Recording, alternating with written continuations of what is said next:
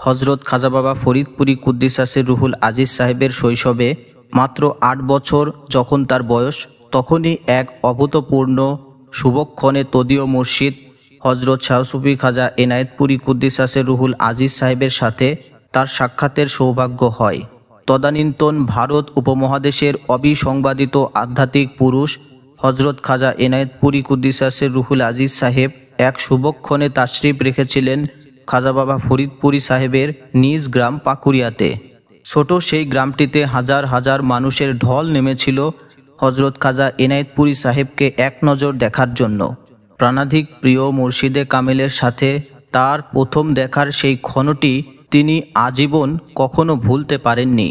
হজরত ফরিদপুরি কুদ্দিসাসের রুহুল আজিজ সাহেব জীবনের শেষ সময় পর্যন্ত সেদিনের স্মৃতিচারণ করতে গিয়ে আবেগাকুল হয়ে উঠতেন।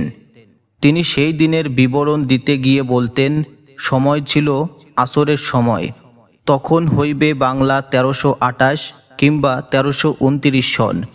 আমার মনে হইতেছিল চারদিক বেহেশতি সৌরভে মুখরিত ও সুরভিত হইয়া উঠিয়াছে। মনে হইতেছিল কোনো নুরানি ফেরেশতা যেন আমাদের বাড়িতে আগমন করিলেন। সমস্ত বাড়ি মুখরিত হইয়া উঠিল। হজরত খাজা এনায়েতপুরি কুদ্দিসাসের রুহুল আজিজ সাহেব আমার আব্বা হজরত আলিম উদ্দিন সাহেবের সাথে আলাপ আলোচনা করলেন এবং বললেন, আপনার 2 ছেলে আমাকে দিয়ে দেন। আমার আব্বা সঙ্গে সঙ্গেই আমাকে ও আমার মিয়া ভাই মাওলানা আলতাফ হোসেন সাহেবকে পীর কেবলাজান হুজুর হজরত মাওলানা এনায়েতপুরি কুদ্দিসাসের রুহুল আজিজ সাহেবের কাছে সোপর্দ করিলেন। হজরত পীর কেবলাজান হুজুর আমার আব্বাকে জিজ্ঞাসা করিলেন, কোনো দাবি রাখিলেন না তো? উত্তরে আব্বা বলিলেন, না, কোনো দাবি রাখি নাই। পীর কেবলাজান হুজুর আবারও আমার আব্বাকে জিজ্ঞাসা করিলেন, দিয়ে দিলেন তো? আব্বা পুনরায় বলিলেন, দিয়ে দিলাম, কোনো দাবি রাখি নাই।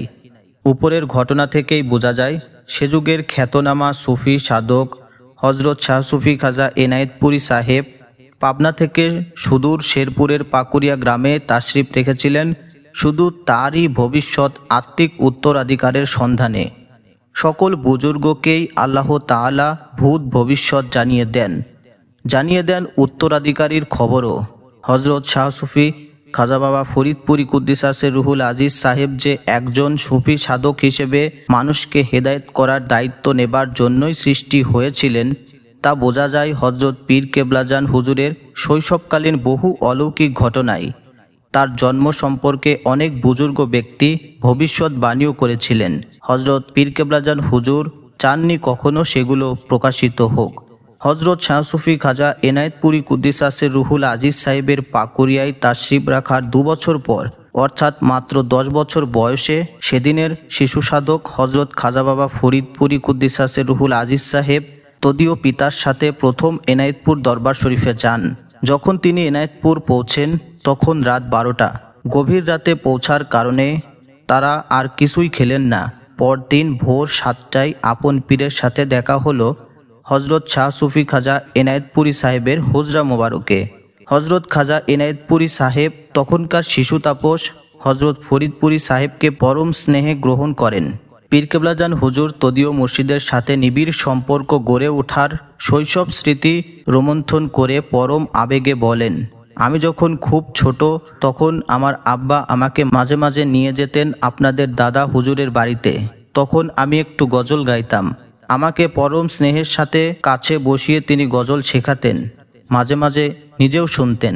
গজল ভালোবাসার গান, আর সুফি সাধকদের দরবারে যে গজল গাওয়া হয় তা স্রষ্টার ভালোবাসার গান, তার আত্মিক নৈকট্য অর্জনে অথবা আত্মার মিলনে অতৃপ্ত সাধকের বিরহের গান গজল।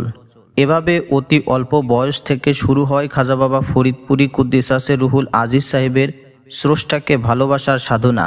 আল্লাহ প্রেমকে মোক্ষম জেনে তাকে ভালোবেসে পীরের খেদমতে তিনি আত্মনিয়োগ করেন। হজরত খাজা এনায়েতপুরি সাহেব কিশোর তাপস হজরত ফরিদপুরি সাহেবকে ক্রমান্বয়ে শরীয়ত, তরিকত ও মারিফত শিক্ষায় শিক্ষিত করে তোলেন।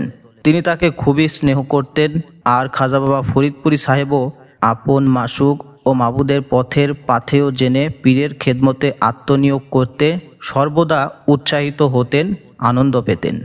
দর্শক, এই ছিল হযরত শাহ সুফি খাজা এনায়েতপুরী কুদ্দিসাসের রুহুল আজিজ সাহেবের সাথে মহাসাধক খাজা বাবা ফরিদপুরী কুদ্দিসাসের রুহুল আজিজ সাহেবের সাক্ষাতের ঘটনা।